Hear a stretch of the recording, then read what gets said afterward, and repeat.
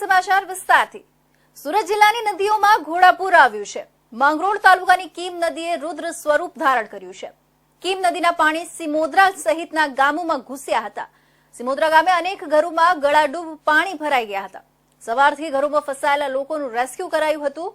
SDRF team દ્વારા ધસમસતા પાણીના પ્રવાહમાં રેસ્ક્યુ કરાયું હતું। ભારે વરસાદ સાથે કીમ અને ભૂખી નદીએ રૌદ્ર સ્વરૂપ ધારણ કરતા પૂરની સ્થિતિ સર્જાઈ છે। માંગરોળ તાલુકામાં ભારે વરસાદ સાથે કીમ અને ભૂખી નદી રૌદ્ર સ્વરૂપ ધારણ કરતા તાલુકાના 17 ગામના 1251 લોકોનું સ્થળાંતર કરવામાં આવ્યું છે। શહેર 3 ગામોમાં પૂરમાં ફસાયેલા 44 લોકોને એનડીઆરએફ દ્વારા રેસ્ક્યુ કરાયા હતા। તાલુકામાં રાત્રિના 3 વાગ્યાથી સવાર સુધી અવિરત વરસાદ વરસ્યો હતો।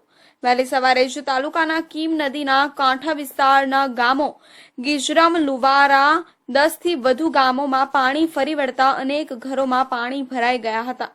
સિમોદરા ગામે 19 લોકો પૂરના પાણીમાં ફસાયા હતા અને મામલતદાર પાર્થ જયસ્વાલ અને ટીમે તકેદારીના પગલાં લઈ તાત્કાલિક એનડીઆરએફ દ્વારા સિમોદરા મોકલી તમામને પૂરમાંથી બહાર કાઢ્યા હતા। લીંબાડા ગામે ભાઠા ફળિયામાં પૂરમાં ફસાયેલા 23 લોકોને એનડીઆરએફને રેસ્ક્યુ કર્યા હતા।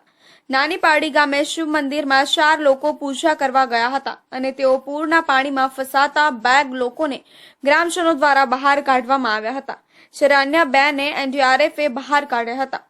લુવારા 192, સુરાલી 110, વસરાવી 80, લીંબાળા 182, ટિમ્બરવા 3, હરસણી 3, કનવાળા 135, નોગામાં 28, શાહગામ 60, ધોળીકુઈ 35, ગીજરમ 109 અને ખરેડામાં 4, સેઠી 53, માંગરોળમાં 15, મોસાલીમાં 55 અને સિમોદરામાં 19 અને રણકપોરમાં 168। અમે અહીંયા હરિજનવાસમાં રહીએ છીએ। કઈ રીતે ફસાયા હતા? કઈ નદીના પાણી હતા? આ કીમ નદીમાં પાણી હતા।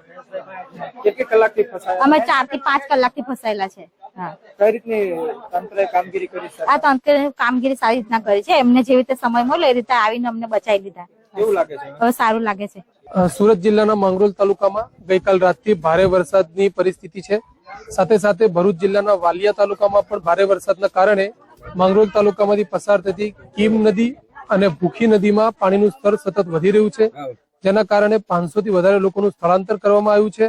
નાની પારડી, લીંબાડા, લુવારા, સિમોદરા જેવા ગામોમાં એસડીઆરએફની ટીમની મદદથી રેસ્ક્યુની કામગીરી હાલ હાથ ધરવામાં આવી રહી છે। અત્યારે હાલ માંગરોળ તાલુકાની કીમ નદી અને ભૂખી નદીનું સ્તર ભયજનક પરિસ્થિતિ કરતા નીચે છે, પરંતુ નદીના સ્તરમાં સતત વધારો થતો હોવાથી તાલુકામાં એલર્ટ જાહેર કરવામાં આવેલું છે તથા તાલુકાના લોકોને કોઈ પણ જરૂરી કારણ વગર ઘરની બહાર નહીં નીકળવા માટે એલર્ટ જાહેર કરેલું છે। ગીજરમ ગામે સવારે પૂર અચાનક વધી ગયા હતા અને ગ્રામજનો જાનમાલને બચાવવા ઊંચાણવાળા વિસ્તારોમાં સ્થળાંતર કર્યું હતું। તંત્રએ પૂર અંગે કોઈ જાણ કરી નહીં હોવાનો આરોપ લગાવી તંત્ર રોષ વ્યક્ત કર્યો હતો। જૂની કોસાડી ગામ સંપર્ક વિહોણું બન્યું હતું। કોસંબા માંગરોળ રાષ્ટ્રીય ધોરીમાર્ગ પર સિમોદરા લીંબાળા પાસે માર્ગ પર પાણી ફરી વળતા તંત્રએ વાહન વ્યવહાર બંધ કરી દીધો હતો। માંગરોળથી વાલિયા જતા માર્ગ પર આમનડેરા પાસે એક ટ્રક પૂરના પાણીમાં પલટી મારી હતી, પરંતુ સદનસીબે ચાલકનો બચાવ થયો હતો। ઉપરોક્ત માર્ગને તાત્કાલિક બંધ કરાયો હતો।